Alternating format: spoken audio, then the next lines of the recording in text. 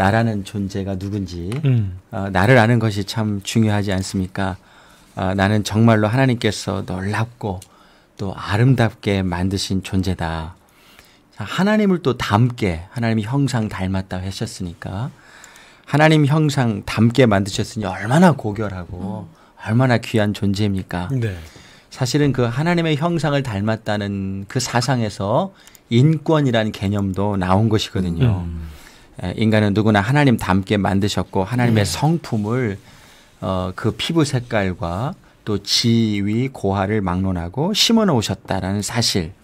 그러므로 차별 없이 귀한 존재, 인간에게는 아주 근본적인 인간으로서의 권리가 있다. 인권이라는 것도 그래서 거기서 나온 것이죠. 네. 그런데 오늘은요, 이처럼 귀한 인간이지만 나에게 있는 이 인간성이 파괴되었다라는 사실에 좀 주목하고 싶습니다. 나의 실체가 무엇인가? 나의 인간성은 그렇게 귀하고 고결하게 만드셨는데도 불구하고 파괴되었다. 그런데 오늘은요, 이처럼 귀한 인간성이 파괴되었다는 것, 다시 말하면 이 인간성 파괴의 문제는 죄의 문제와 직결되어 있습니다. 죄. 인간은 그럼에도 불구하고 하나님이 귀하게 만드셨으나 본질상 진노의 자식이다라는 점. 네. 하나님의 진노를 피할 수 없는 죄인이라는 사실. 인간은 누구인가라고 묻는다면 또 내가 누구인가를 깊이 들여다 본다면 예외 없이 걸리는 것이 바로 이 죄라는 문제입니다. 죄의 문제를 피할 수가 없어요. 나는 누구냐? 한마디로 말하면 죄인이죠. 네. 죄인. 죄가 전부인 인간. 죄덩어리. 네, 죄덩어리. 그래서 날마다 죄된 나를 보면서 절망할 수밖에 없는 존재. 그게 나 아닐까요? 그러네요, 목사님. 맞아요. 정말 나는 정말 죄인이라는 걸 우리가 날마다 실감하면서 살아가고 있는데 그런데 죄인이라는 사실을 아는 게 왜 중요할까라는 생각이 좀 들고요. 그리고 또 하나는 또 죄인이지만 나는 이미 죄 용서를 받고 자유해진 사람이지 않나라는 생각도 맞습니다. 들거든요. 그럼에도 불구하고 우리 기독교 신앙에서 죄를 계속 말하는 이유는 죄에 집중하기보다는 그 죄로부터 구원받은 나, 다시 고침받고 회복된 나에 집중하기 위해서죠. 그런데 그럼에도 불구하고 나는 죄인이에요. 그럼에도 불구하고 나는 죄인이라는 사실, 그리고 죄인이었다라는 사실. 죄인이었다. 또한 건짐받았으나 내가 사는 이 세상은 여전히 죄 속에 있다는 거. 나는 죄된 세상 속에 살고 있다라는 엄연한 사실.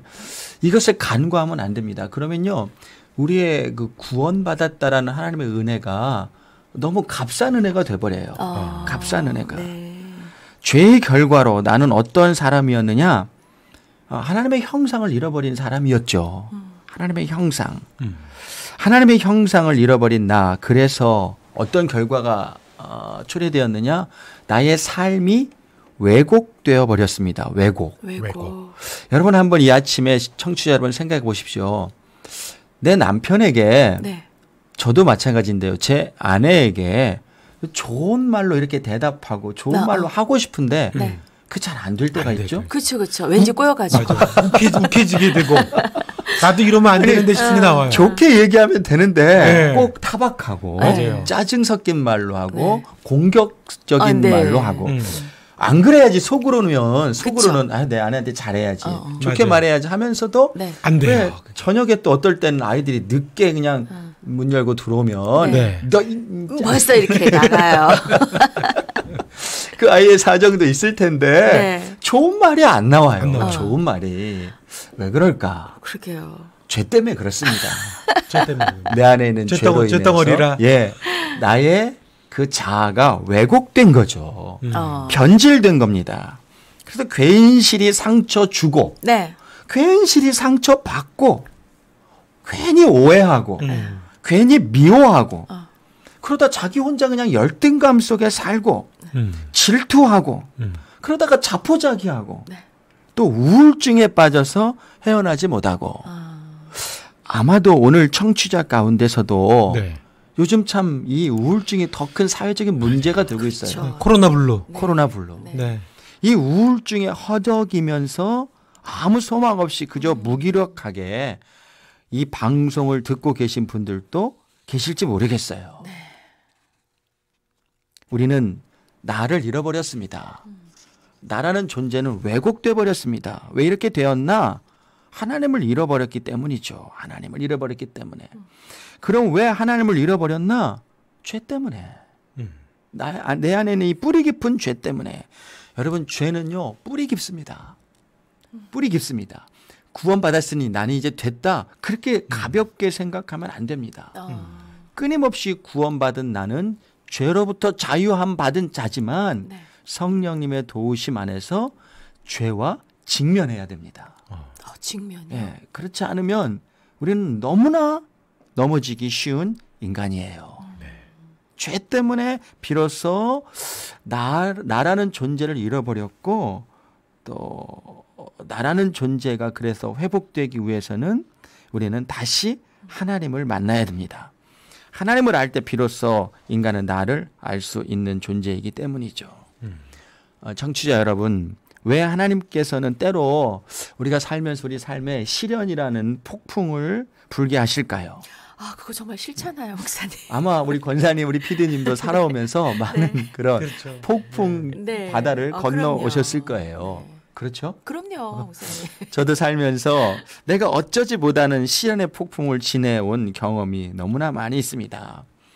왜 그러실까? 역설적이지만 그 속에서 하나님은 잃어버린 나를 보게 하시려고 나를 발견하게 하시려고 하시는 것 아닐까? 인간은요, 고난 속에서 자기를 발견할 수 있습니다. 여러분, 결혼이란 것도 때로는 고난이 되기도 합니다. 결혼이란 것도 직장 생활이 폭풍 속을 걷는 일이 될 때도 있습니다. 네, 맞아요. 네. 네. 다 좋은가요? 관계의 어떤 폭풍, 직장 생활 안 했으면 겪지 않았을 수 있는 자존심 상하는 네. 일들. 또 여러분, 심지어는 교회 생활도요. 있어요. 고역이 될 때도 있습니다. 네. 고난이 될 때도 있다고요. 그런데요, 이 고난이 의미가 있는 것은 그 속에서 나를 발견할 때 의미가 있는 것이죠. 의미가 있는 네, 거군요. 정말 네. 그렇죠.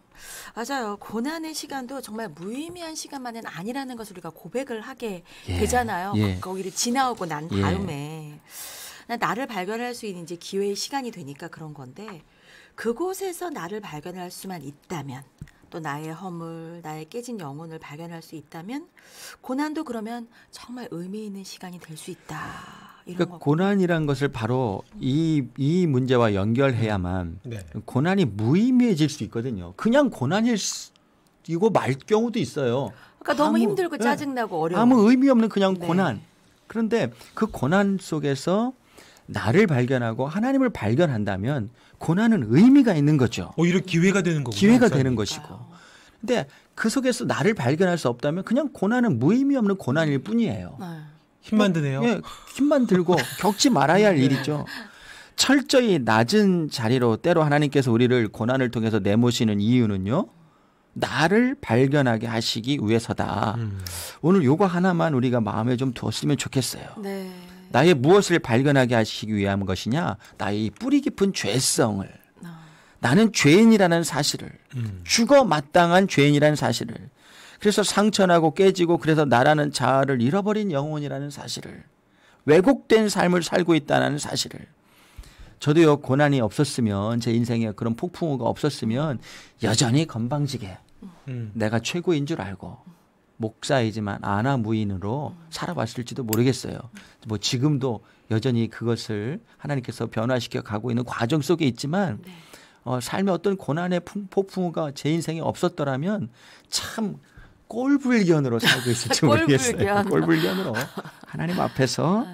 그런데 여러분, 이 고난을 통해서 하나님 우리를 낮아지게 하시고 무엇을 깨닫게 하시냐? 아, 나에게서는 아무런 소망도 발견할 수 없구나. 네.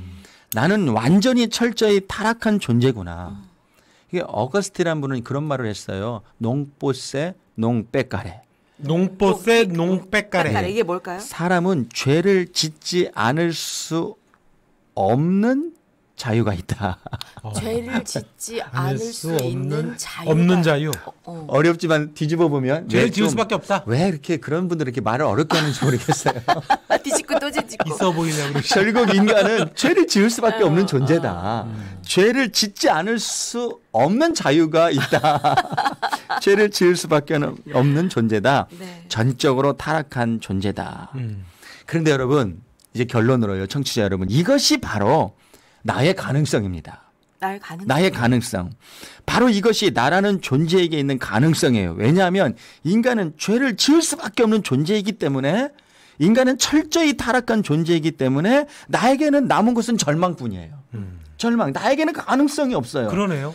나에게 가능성이 없다라는 것이 가능성입니다. 가능성이 없으니까 가능성이 있는 무슨 거군요. 가능성이냐? 이제부터는 하나님의 가능성이 있는 거예요. 할렐루야.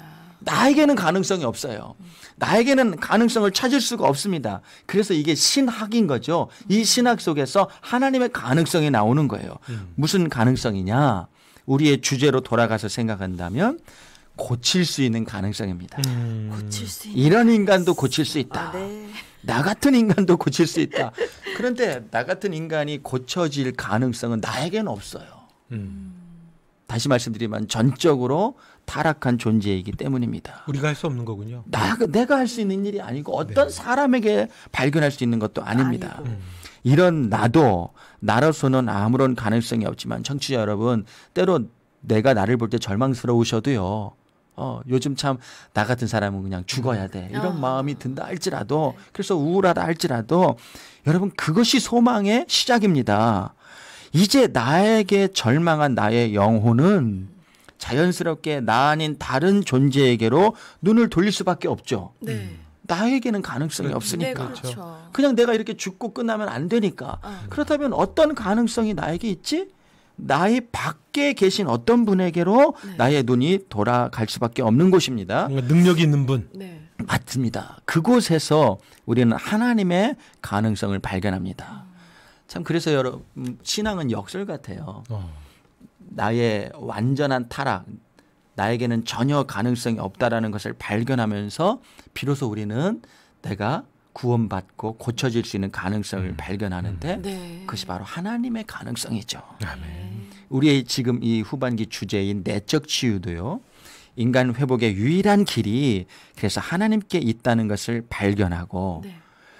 나에게 절망한 사람은 고난을 통해서 시련을 통해서 절망 자체인 나를 발견한 사람은 이제 나에게 집중하지 않고 네. 하나님께 집중하기 시작합니다. 아멘. 예수님을 닮을 수 있는 가능성. 네. 예담기 아닙니까? 네. 그렇습니다. 예수님을 닮을 수 있는 가능성.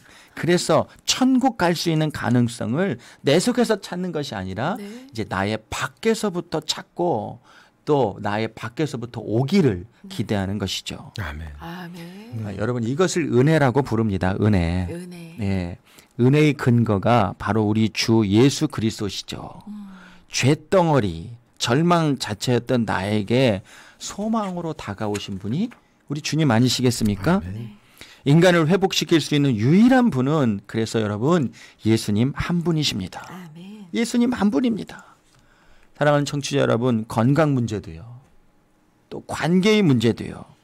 요즘 참 물질 문제도요. 정서, 감정의 문제도요. 그런 것들로 인해서 깨지고 부서지고 그런 도대체 내가 회복될 수 있을까? 내 삶이 맞아요. 이렇게 무너졌는데 다시 맞아요. 재기할 수 있을까? 네. 다시 회복할 수 있을까? 여러분, 내 인생은 다시 고쳐질 수 있습니다. 아멘. 회복할 수 있습니다. 아멘. 나로서는 절망이지만 절망의 질문 앞에서 나를 새롭게 하시는 분은 예수님입니다. 아멘. 나의 실존은 절망이지만 그 실존 위에 다시 덮쳐오셔서 주님의 실존으로 나를 살리시는 분은 예수님이십니다. 아멘. 그분의 이름을 그래서 영접하고 그분의 다가오심에 마음의 문을 열어드리고 믿음의 주요 나를 온전케 하시는 분, 다시 말하면 저는 이 온전케 하시는 분이라는 말씀을 네. 고치시는 분이라고 바꿨으면 좋겠어요. 아멘. 바꿀 수도 있습니다. 네. 나를 고치시는 분, 주님을 여러분 바라보세요. 아멘. 참 저는 목사라서 참 이런 말을 늘 입에서 알고 살지만 참 부끄러운 게 저도 어떨 때는 주님 못 바라볼 때가 있어요. 정말 자꾸 나를 바라보고 절망스러운 현실을 바라보고 맞아요. 자꾸 상황을 바라보고. 그러게 돼요. 주님은 분명히 성경을 통해 말씀하시는데 나는 너를 고치는 주다. 나는 치료자다. 나는 너를 회복하는 하나님의 아들이다. 아멘. 나를 바라보라. 나를 바라보라. 저는 여러분에게 바라보라 이렇게 권면하면서도 저도 못 바라보고 있는 저를 바라보면서 참 절망스럽지만 여러분 방법이 없습니다.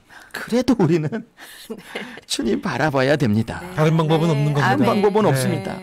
내가 지금 부서졌다는 것, 죄로 인해서 나는 왜곡됐다는 것, 병들었다는 것을 인정하고 그러나 그것이 끝이 아니라 그렇기 때문에 소망이 있는 거예요. 아멘. 그렇기 때문에 소망이 있는 겁니다. 그래서 주님이 필요한 것입니다. 사랑하는 청취자 여러분, 이 아침에 한번 진실되게 또 조용히 주님을 한번 불러보시면 어떻겠습니까? 한번 주님을 찾아보세요. 우리 주님은 부르시면 들으시고요. 아멘. 또 오시는 분입니다. 아멘. 절대로 여러분의 그 고귀한 인생을 포기하지 마십시오. 끝은 없습니다. 그분이 끝이라고 해야 끝인 것입니다. 아멘. 주님이 끝이라고 하시기 전에 끝은 없어요. 어떤 인간도 어떤 사람도 주님은 고치십니다. 그리고요 어떤 상황도 주님은 새롭게 하십니다. 아멘. 청취자 여러분, 나 같은 사람도 주님 안에만 있을 수 있다면 소망이 있습니다. 아멘. 정말 그렇습니다. 정말 의심하지 마십시오. 아멘. 그래서 오늘도 아침부터 주님 조용히 묵상하시면서 주님, 내가 이런 면에서 부서졌습니다. 제가 요즘 어려워서 경제적인 문제도 이렇게 망가져 있습니다. 그래서 저의 감정도 상해 있습니다. 주님, 저를 불쌍히 여겨 주옵시고 주님은 어떤 사람도 고칠 수 있는 분인 것을 제가 고백합니다. 아멘. 어떤 상황도 변화시킬 수 있는 분인 것을 고백합니다. 의심하지 않겠습니다. 주님, 저를 붙들어 주옵소서. 아멘. 기도하며 나아가는 오늘 한날이 되시기를 주의 이름으로 축복합니다.